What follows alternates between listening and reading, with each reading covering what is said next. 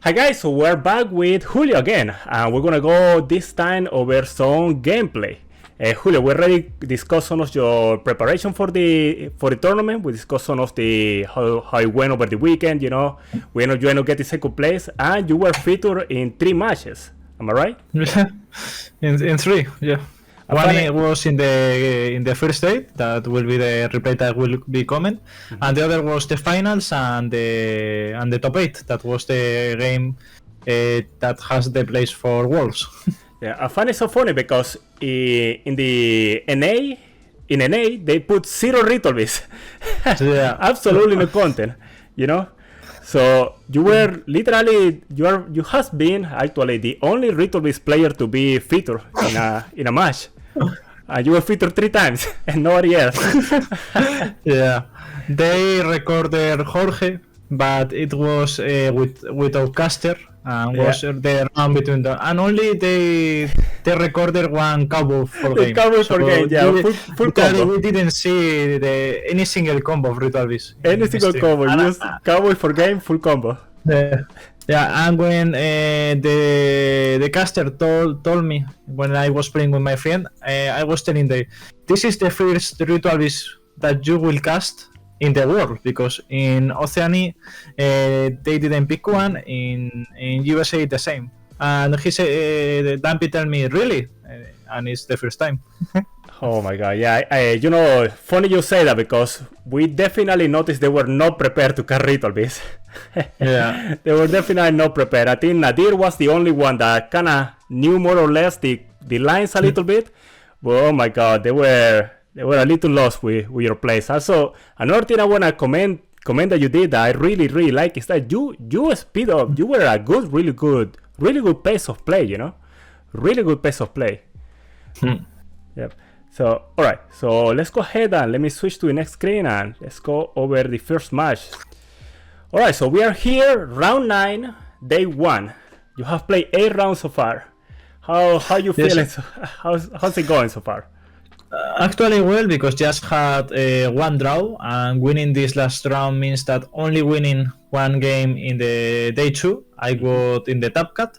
So I was really focused in general because the deck worked too well.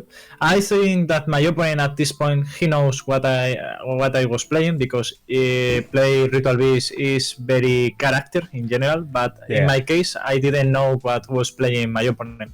In this case I started with Prosperity because I needed one of the pieces of combo, and here I had also a Shifter in my starter hand, so I banish face down Link Spider with another cards for 1 sec. Interesting. Yeah, of course, the Link Spider for sure.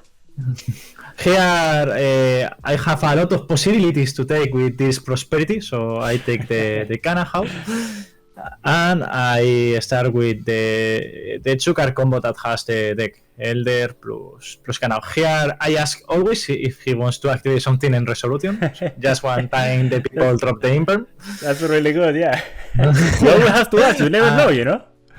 Yeah, here I banish the Lara, and I keep the effect to play around Disruptions with cards like Nibiru in case my opponent drop Bat. And here I take the first Cannahawk that helps me to search. I didn't know what search in this case. I think that I search a Tamer, maybe the Gwen or Inheritance if I already have a good monster. At least my opponent knows what did my cards, so I didn't need explain again every single one, and that gets better for the game. Yeah, so it's interesting here because you search when, and I think it's the right choice because you have Cannahawk on the field. No. Go ahead. And also play with Shifter in graveyard in general it will be too difficult to you put the cards in your graveyard to take with the Lara. So in general always go for when is the correct way.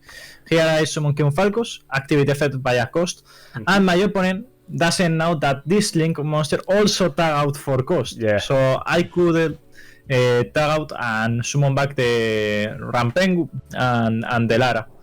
I had Gwen in my hand, but in case I summon her, I don't have a target for Vanish Summon. And here in this spot, I summoned one of my bricks that I had in my hand. That was in this case Winda. Here I was recalculating the route like the GPS, and it's something that is very standard in tournaments. Get disrupted and have the possibility to adapt quickly for disruptions. Here I had the 2 tamers in hand, 1 in field, so I used the Apelio to have another spiritual beast in rotation. And here I think that I did a misplay because I forgot that the Lara didn't use the effect to summon from deck. So here I should make the second Cannahawk summon maybe a Dolphin that is another level 4, but it was a misplay from my part. Here I use again the effect to put to the graveyard. In general, I try to do this is something that the people doesn't know, and that we can stop here the video if you want. When you are under shifter, it's too difficult to you create graveyard to summon the Noche Draco. So it's very typical as a Ritual Beast player that you use the effect of ulti-cannahawk to put 2 targets in graveyard, and you don't use the typical combo to only put 1. Here the people can think that it's a misplay, but in this case I want it because in that case only I had 1 monster in graveyard to summon the Noku. Now, interestingly enough, quite often I notice when you are comboing under shifter that if you wanna do, it's very, very difficult to do Noshi and Protoss, you know? Yeah. So it is. So I personally take the safe route, and I don't summon Noshi until I see I can put both on board, you know, because obviously you want the Protoss, no? But you do, and let's continue playing because I think you do a really cool play towards the end of the combo. So let's continue here because you have a really good board, and at this moment you have a good amount of options here on where you go next. Here I was thinking about maybe get the Dolphin in rotation because with Inheritance I can show the Wen that I already have in my hand to summon, or maybe get safer and get a Disruption in the field. That could be the Stitch, that I think that is a correct one in case I got stopped by a hand trap that like Nibiru in this spot. And I like that. I like that you do that, and you know, obviously this part is a little more, you know, we know what's coming, no? Step by step. But I like you share the state and you mentioned that because you often see people learning the combo lines and they think about these fantastic combos that you can do. But you know, in realistic combos in realistic tournament scenarios, you have to see you have to be safe, no? For the next steps, In general, during the tournament, I didn't do the total combo. Maybe 1 of 3 games. I got like 2 hand traps, and my game state were Link 4 plus Stitch pass turn, and that was the most typical one. Here I was thinking about if it's better for me make IP, Vanish will be banished, special, and go for a Link 4, but in this spot I prefer hard summon the Protoss to call fire for my opponent. Go ahead. Sorry. The half of the tournament were fire decks, so in this spot also having shifter resolve, I think that deny the fire attribute is always the best one, and at least I had a little recovery using the Noku Draco. I did some misplays, could be better played, but in that moment I thought that was the best one. No, and I agree. I like that. Maybe we could have done some more stuff with Kimul Falco. Maybe we could have done some creative stuff with Wen, you know, with Ulti Ray and that stuff. But what I like is that, and this is something I try to tell people all the time, it's like, well, number 1, this is round 8, and you have been playing the whole day. It's hard to, you know, at this moment, especially with the pressure of the stream, knowing that if you win this, you know, you are very close to topping the event. It's very hard to think about everything, no? And also that you can stop the video and think in any moment what can you do, but in an official tournament you need to take the decision instantly, because you will get a penalty for a slow play, and that's why you cannot stop playing or taking a lot of time on your combos. Yeah, what I like here is that, and this is something I go over with people a lot during coaching, is that you have to think about your win condition, no? You have to prioritize your win condition. So your objective here is to get the Protoss. And you, even when you might not have done the most optimal combo there is, you ensure that you complete the part of the combo that's gonna get you to your win condition, you know? Here I was just checking correct approach of gameplay. I have the recovery for the next turn. Yes, I had the Lara. I have a protection of battle phase. I have the stitch sets and also shifter and lock fire. So it's enough to stop any Snake Eye Fiendsmith deck. Yeah. Here I go to fire and I banish the monster for Nokia Draco. I think when I saw this play, I thought it was genius because you normally won't think about that, you know, because you are thinking, at least when you're going first, you're often thinking, how do I put more interruption, more stuff, you know? But no, you also have to think about follow-up, and that's what Nochi is securing here. Not to mention that you also have Stitch, obviously, no? But when I was watching this, I was thinking, oh, now you go IP and you can fire. But no, you have the Stitch live, and now you have the Nochi with the option to give you follow-up. So it's amazing, it's great. Yeah. And also summon cards like Winda or Lara. It helps you to get killed in any moment. Yeah, for sure. Yeah, and I think here, after we go full combo, I think that he surrendered rather fast, I think. He tries... I forgot exactly what happened this part, but... Here in this spot, when I see a Yubel card, you can see my face. Oh, yeah. that I was just kidding a little. Yeah. In this moment. Yep. Yeah, and I told my opponent, for sure, continue. Yeah. In general, I am not that expressive playing, but with this deck in Familiar, I have more fun playing, and you can see always in my face. Okay. Yeah. Here I was just waiting a good spot because under Shifter the Fiendsmith engine is just deny. He only can make SP. One time he make SP, he can ever OTK me. So at the moment I need to keep my place in case that my opponent has any extender or something. Yeah. Here I was reading here the throne because has a ability that doesn't conflict with Shifter and can use the to summon another one. Yeah. Yeah, I was wondering here what his options were because I don't think there is a good way. I mean, apart from trying to make like IP work, there's no a good way for him to get rid of the first the Protoss and second, play around the Stitch, So yeah. So let me go ahead. At that spot, he has actually two lines. One is go for Yama, activate the Unchained part. The other one is try to use the Fiendsmith. Here I think that my opponent is making some weird decisions because use the link one and banish, you can recycle back, and he just is doing this one for SP. I think that at this moment he was trying to bite my disruptions in case I was afraid of his place, but actually I was pretty safe of all that he was doing. In this case, this track was only for bite because he adds the engraver and he also discards the same engraver. So here maybe he just had a bad hand against Shifter and was trying to bite my Stitch. Yeah, I think so. And that's another thing, no? Like when you don't have a way to break the board, maybe try to tempt the opponent to make a mistake, no?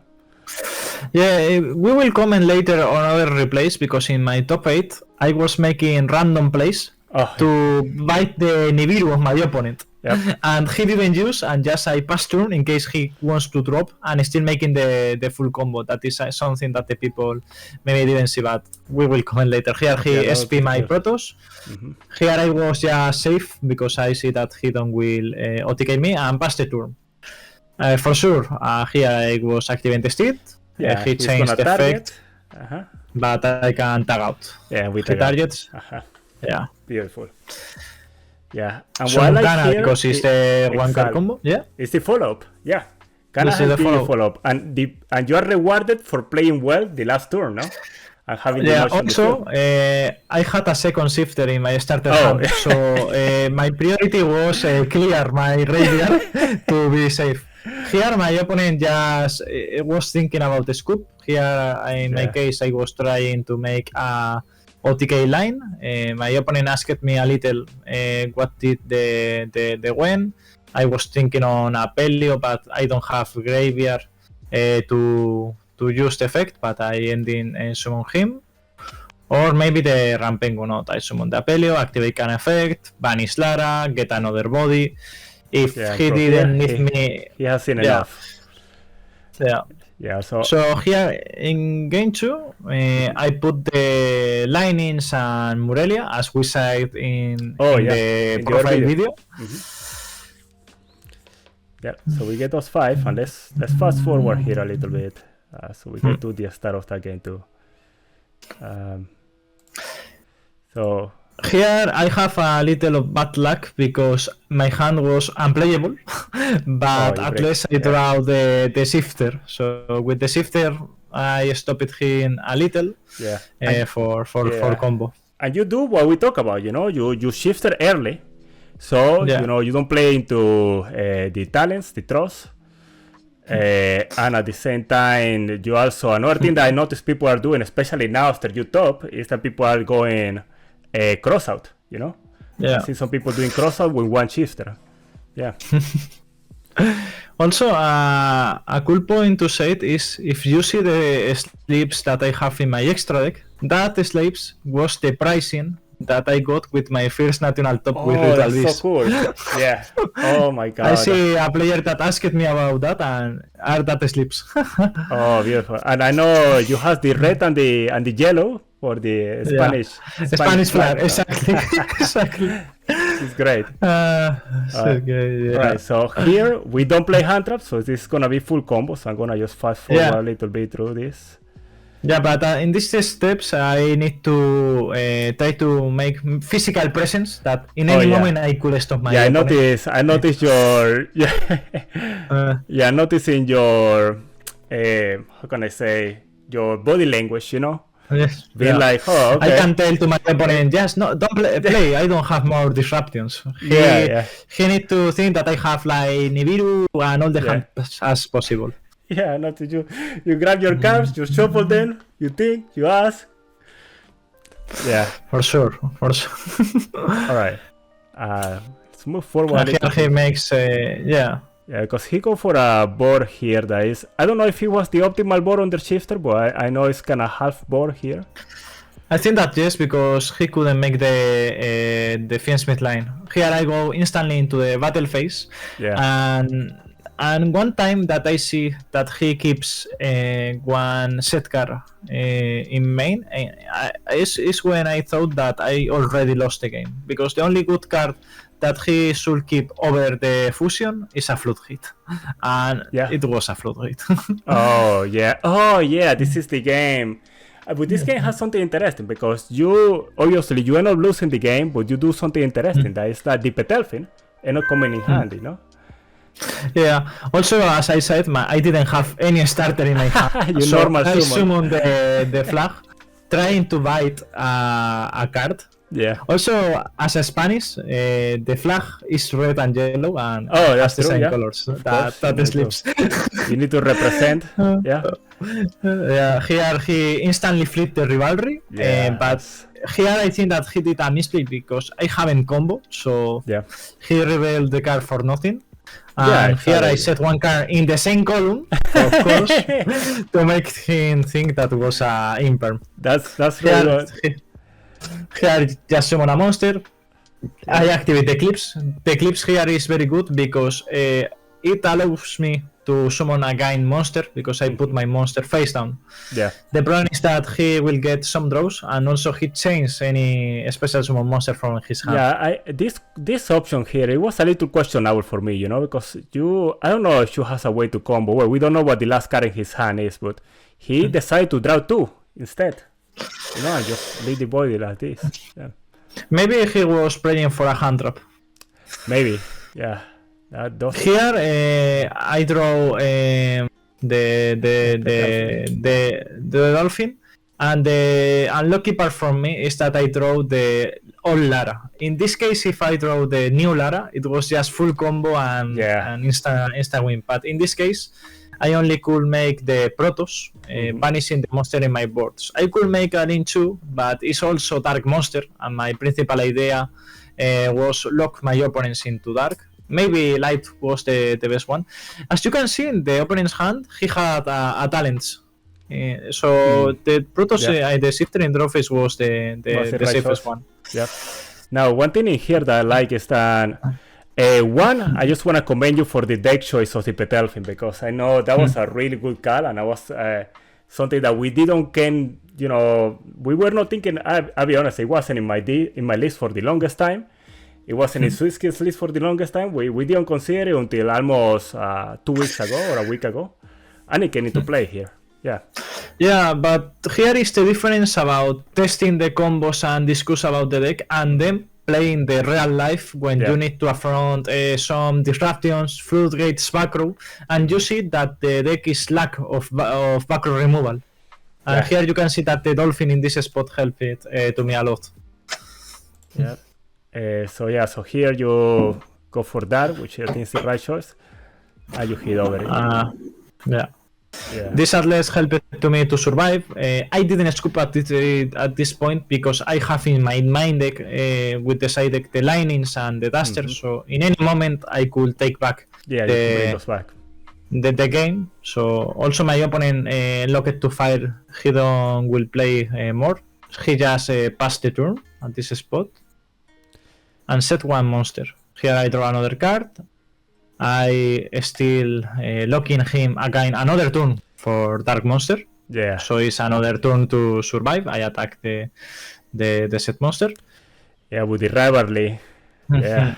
Here I think that was a mistake for my opponent use the set the monster, because I don't want to kill him with only 2/5 under rivalry. So he just lost one card in his hand. Yeah. And the Sansara, that is a starter too, you know. Yeah. Here I was thinking to scoop because with 2 monsters he just had the Fiensmith lines, and Fiensmith sends to graveyard the Proto, and makes more difficult for me. Yeah. And I think the issue here is that 1, you don't have a starter, and 2, you don't have a way to get rid of the rivalry, no? So. Yeah, exactly. Yeah, so. The set card was the new Lara that I draw 1 turn later. Yeah, if I draw the Lara, the turn that I had the Dolphin was insane, but here not. He just attacked because he couldn't make more. Engraver is 18, so. Yeah, here I was playing for a Psychic in my hand because at least I could try to make the links that are also Psychic, but my luck isn't with me. At least I can contact Fusion, setting the monsters, and that's something very, very good. And here I was checking the graveyard if he has recovery, because I know that with 1 turn more, maybe it was my end. Because the Yubel decks can OTK you so easily. Here I put the Lara in attack to have my board empty and not be locked by the Warlords. Yeah. Yep, and at this point I think you use how do you, because I know you did on a scoop right away. Yeah, you said 1. Okay. And I summoned the Nokia Draco. Yeah. Now, if Konami is listening this video, please make a weird monster ritual beast for main deck. Yeah, that's what we need, no? We're still waiting. Exactly in this spot. In this spot, I need it. We're still waiting for the beast fusion, no? We're still waiting for the Rampengu extra deck monster. Yeah. All right, so. We lose. Here I scoop because I couldn't make nothing. Yeah, we're not out to rivalry there. Now, it's 20 minutes to go. We scoop. We're going to game 3. What are we bringing in? What are we taking out? I out the Dark Ruler and Evenly, and I put the Diffusor, Anti-Spell, and the Trias Blossom. I thought about put the spooky dog walk in time, but in my special opinion, the Yubel deck it isn't that explosive when he starts. So with 2 or 3 disruption, I think that I can stop easily his second turn. And of course, if I Dark Protoss him, that this is the ideal one. Yeah. So I didn't think that was necessary cards for time at that spot. Perfect. Alright. So now we jump to the last game of the match here. So you're going first. And we're gonna get 5 cards. We have the 2 dimensional physics. We have the anti-spell and we have the ashes, no? For Molcharme, of course. Here, I start with one of the best starting hands on the deck that I didn't open Shifter, but I started with full combo plus Lara discard. What means this? That I have currently my normal summon to play around disruptions, and I keep that normal for all the turn. Here, I used Rampengu. I see that I have already my normal summon, so I prefer send the second Lara to use the Canna to tag out for 2 Laras at the same time. I could send the Winda, but I think that here was the... I want to ask you something. So, I don't know if at this point in your hand you have another Ritual Beast monster. Because the thing that I was wondering is that if you have Lara, if you open with Lara, and you already has Elder Rapengu in this case, will it be better to hold the Lara if she has a Ritual Beast monster in hand to normal summon later? You know what I mean? Yeah, but at least I know that I could have a search with the first Cannahawk. Yeah, exactly. So if you see the replay, the first card that I had with the deck was Inheritance, because I think that I had a brick, or the old Lara to have a summon from graveyard for the Canna that I will send later with Rampengu. Okay, interesting. Got it. Because I was thinking that when I saw you discarding the Lara, I was thinking, okay, he probably doesn't have any other Ritual Beast monster in hand. But you can also do it this way, I guess, and you hold the extra normal summon. Yeah. Yep. Alright, so... Here I was thinking a little about what search. Sometimes when I am not sure about what card is the best one, I search the Inheritance, that is the Joker of the deck, and adapt in case here my opponents use Nif. I didn't use the normal, I work for Lara. If I need banish, I work for Gwen. And here I still making plays to banish the Cannahawk and send the Cannahawk to graveyard. That will be a good card to summon back with the Lara or Gwen. Yeah, and I like this because I noticed you search the Inheritance, and that way Inheritance fix your hand, you know? And that's something that people ask me sometimes, why if I draw this, what do I do? Well, you do, I think you call it a flex search, and you search Inheritance, and after you discard something. Yeah. Here I did something that I think that is very important with the Ritual Beast deck, is that you need to have always banished the Cannahawk. Not in this special spot for the summon of Gwen, it's because later you will go for the search of the ulti-cannahawk, and you need to take a Ritual Beast monster or card from your banish zone, and Cannahawk always is the best one because you will summon back, banish the last name from your deck, and you can get another extra searches. Now, one thing I was thinking here is that, and you're not going for Gwen, but I was thinking you could have gone for Lara and banish the other Lara to protect her. In this case, not, because I didn't use my normal summon. Oh, so I keep the Lara in that spot for my real normal summon, because I already have Inheritance in my hand. Beautiful, yeah, correct. I love that because you have to think so advanced, you know, and it's hard to pick a small optimizations like that that can save you the game. Yeah. And what I love of this is that you are still like you haven't summoned Nochi and you have a normal summon available. So you are playing, you keep making plays, but you have follow up still, you know, like At this spot, I make the search of another target for my hand, and here I just think that my opponent has an Nibiru in his hand already, because when you have the opportunity to make the Apo, in general the people drop the Nib, and here I search the Lara. In case that I have already used my normal summon, maybe I didn't go for Appaloosa, but I have also the Lara, so I can make easily the Apo and still making my plays. Yeah, exactly. You have a lot of follow-up here. Yeah, and good for you to recognize that, you know, because I'm unsure that the Canna is Spanish. Yeah, that is one of the mandatory rules of all Ritual Beast player. Have always the Cannahawk banish, has also the two Laras to summon at the same time. Here, just I didn't respect Nibiru at this spot. I also could still play because I didn't use the normal. I could normal Lara special Dolphin to still making plays, but I didn't see that was the best one. I also hard draw the Nemesis flag in this game that now I remind, and that's why I played that aggressive, because in any moment I could still making Protoss get two bodies to go into the leading force, so it's so safe in any moment. Yeah, and I love that because a lot of people are saving their disruptions for the Banshee, for the combo. Yeah. Here just I search the Stits because it's the card that helps me to don't have all the pressure, and always in general in Yu-Gi-Oh! It's too good repart the disruption in the zones as is possible, with maybe one hand trap, one disruption in graveyard, one in spell traps. Yeah. And this spot was the moment where I was with Appaloosa, and I used my current normal summon to summon the Link 2 that helps you to scale hard into the ulti-revelatory. Here I was thinking a little if was the best play, and I see that against the Yubel deck I don't need have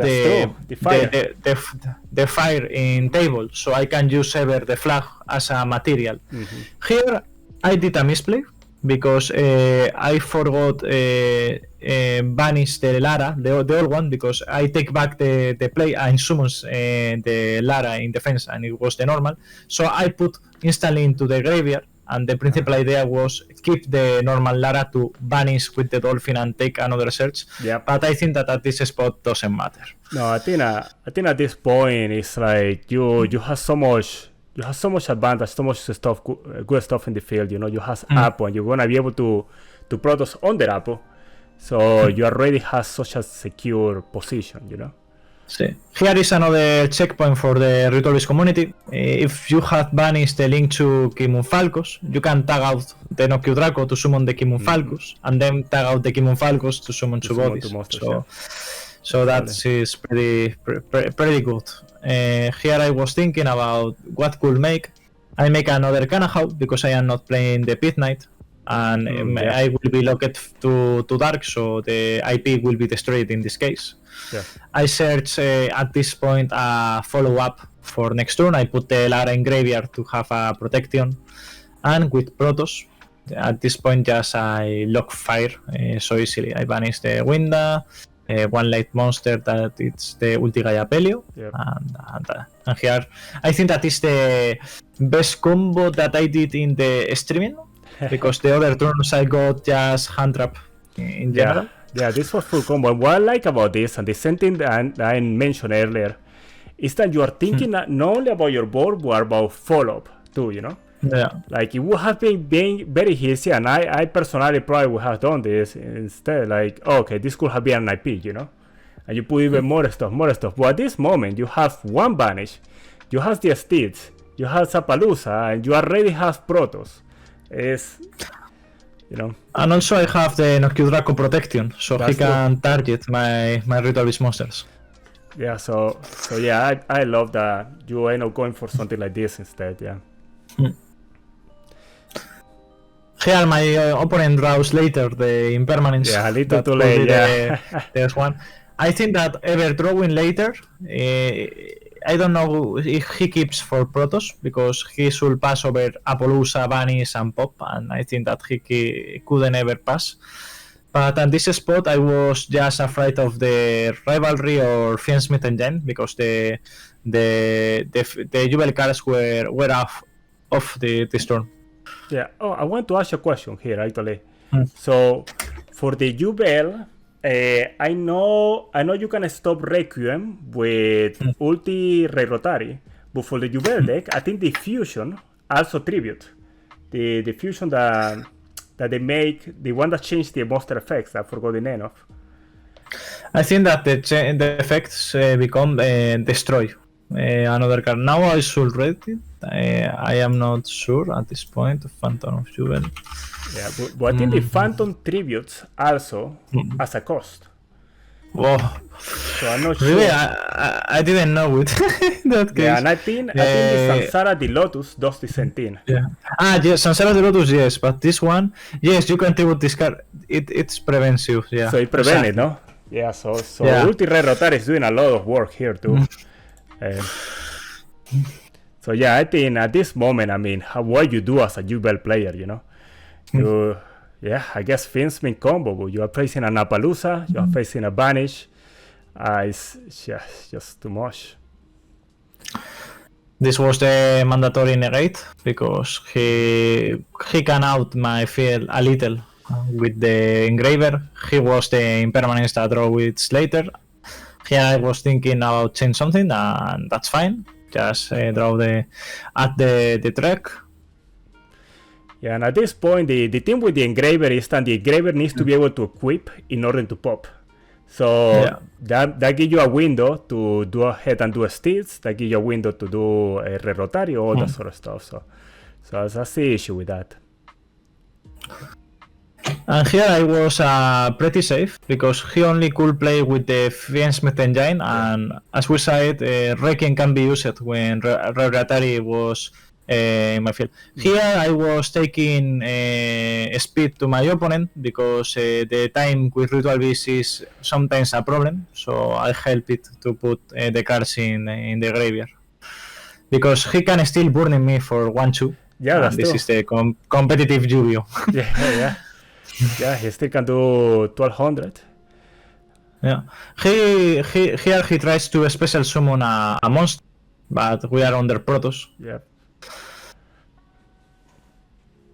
Yeah, but I guess here, circle into into what? Into something too normal, I guess the Chaos Beast. Yeah, it's just a tough He has also another extra normal summon, and here was for sequence. Here was at least mandatory for me banish the sequence because it's the one that makes the fusion and also equips to make untargetable the monsters. So have banished that card, I think that is the best choice that I could do. The other one was maybe banish the Requiem. Yeah, I was thinking that, you know, when I was watching this match, I was thinking if Requiem was the correct choice, but I like that you wait until the sequence here because I think it's the better option. Because he had also the extra normal summon of the Sacred Beast at that spot, and banishing the Requiem, he has also another summon, so I was in alert in all moment. Here it happens something that the judge and me didn't see, is that he puts the Fablet in his extra deck and not in his main deck, but it doesn't matter for the game. You see the red sleeve, yeah. Yeah. Yeah, this is what I was saying earlier, that the Engraver needs to be able to equip, so it gives you a window to do a Steeds, Yeah. And here, pretty much out of options. Here my opponent was thinking about what could make. Here with the Yubel engine, he just was locked to Protoss and only said just continue, it's all fine. And I had the only card in my hand is a red that I searched with the last Cannahawk, so I was pretty safe. The Yubel cards can be activated in battle phase to summon, like the Spirit, but the point that Protoss survives, it helps me to lock Dark. Yeah, you can lock just Dark again, and not only it protects you there, but also ensure another turn where he won't be able to play with the Yubel package. Here I tag out the Cannahawk to summon two targets. Very important. Easy to forget this stuff, but very important that you do this, I summon Lara because I Cannahawk because my combo, and Winda because it's one of the best ones. I draw the Fissure, that I think that doesn't matter at this point. We have more than enough. Yeah. Oh. Here my opponent was thinking to make something. He was calculating the attack of my monster in case it wasn't lethal, and just closed the game. Oh, later, something crazy that did Konami is interview explaining the combos, yeah, I noticed. But it's too difficult to explain in 5 seconds every single replay of what do the deck. Yeah, and funny because I think this will be a really good set for a meme. You know, we put here the weather behind you, the weather in Spain or something, because that will be easier to understand. That way we're trying to explain. Yeah. And also he asked why. The first question was, why did you fire lock with Protoss in blind? And I explained. Here they asked me some tech decision and combos. Also in special, I see that they are not familiar with the Ritual Beast card, so it was like something new and crazy. But because the people, if you see the tier list on some content creators, they put this deck in rogue or bad deck directly. Yeah, bad deck. Fun. Yeah, no, I find it crazy. So I really like that they're doing this, bro. It really adds something to the stream. Alright, so that was round 9, day 1 of the EUWCQ, and we play against Yubel. Now at this moment in the tournament, you are 8-1, I believe. Oh, 8-0-1, because you have one draw. 8-0-1, yes, one draw, yeah. Now let me ask you, this was the last match of day 1, no? Correct? Yeah, I played 3 games more in the day 2. I lost one of day, and I end the 16th or Swiss. Perfect. So you end up in top 64. You already has you end up with 1 loss, 1 draw, and I believe it's 12 rounds. I cannot do math in a stream. 10-1-1, no? In total, which is a really, really respectable, really good record. So next time, in the next video, we're gonna go over the top 8, I believe, and the final in the last video. So again, I just want to mention, like I did with my previous video, you guys definitely should check out Julio's channel. Again, his channel is in Spanish, but he does mention he has some plans of starting something new. I already opened one in English. Oh, there we go. Look at that. Beautiful. So I'm gonna definitely put your channel below, both in Spanish and in English. So we see you guys in the next video. Again, if you guys like this type of content, I know I normally don't do interviews, but I'm looking forward to do more. And Julio, who else to start with, no? Oh, the Ritual Beast skin now. So next time we're gonna go over the top rounds. So stay tuned to the channel and like the video if you like it, and you know what to do. Go ahead and subscribe to the channel if you want more content like this one. Thank you for watching. See you.